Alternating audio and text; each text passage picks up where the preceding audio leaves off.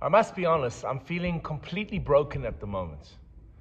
After watching the horrific scenes unfolding yesterday in Gaza, with the returning of the Bibas family, of Kfir and Ariel, faces that symbolize the entire conflict.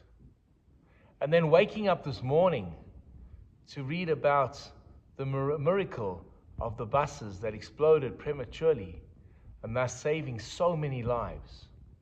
And then an hour later getting the news that the IDF has revealed that the fourth coffin is not that of Shiri Bibas, but of some anonymous person.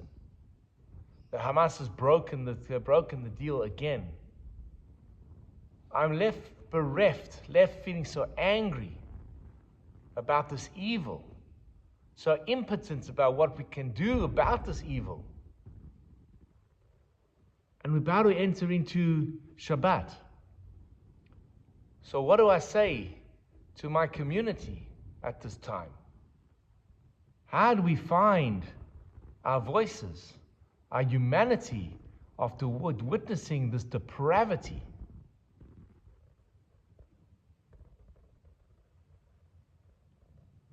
There is a text that we'll read very shortly. This Shabbat, we have Shabbat Mevarachim, where we recite a blessing for the new month, the month of Adar. And in the month of Adar, we have, of course, the festival of Purim. And in Purim, we read about another H character who threatened to destroy all Jews, men, women, and children, on the same day. And when the decree is made, the rabbis tell us something incredible.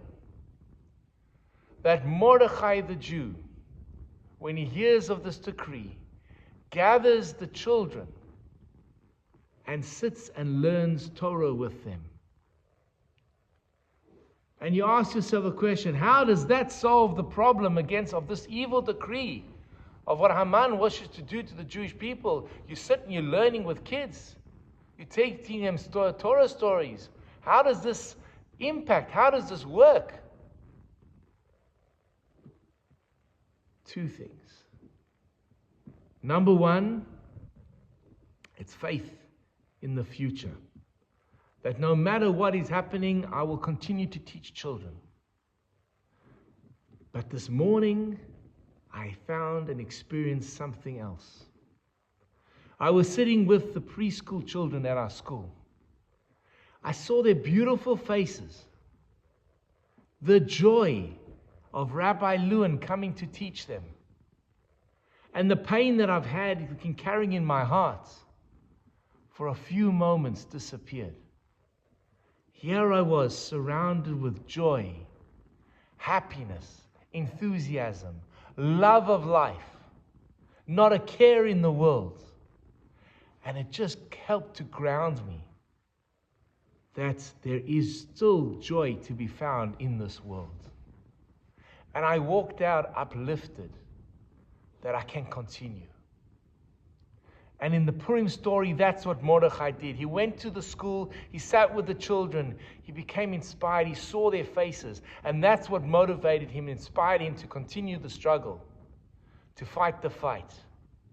Because when you know you're fighting to protect these children so they can grow up safely and that they can be proud, that's what inspired Mordechai. And ultimately, we have the Purim celebration.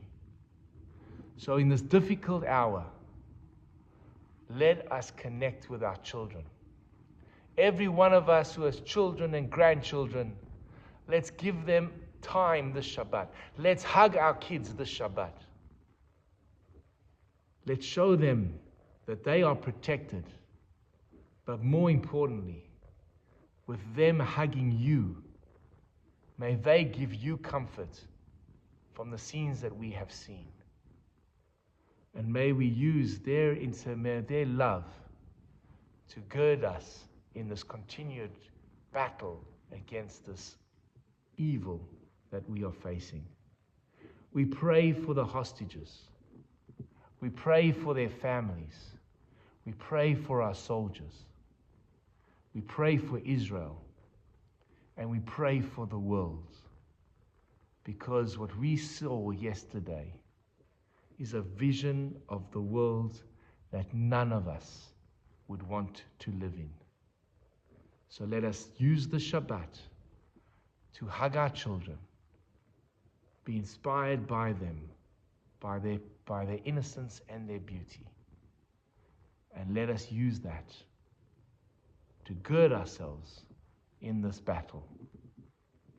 And ultimately, like in the days of Purim, may we too celebrate the fall of our enemies. Shabbat Shalom.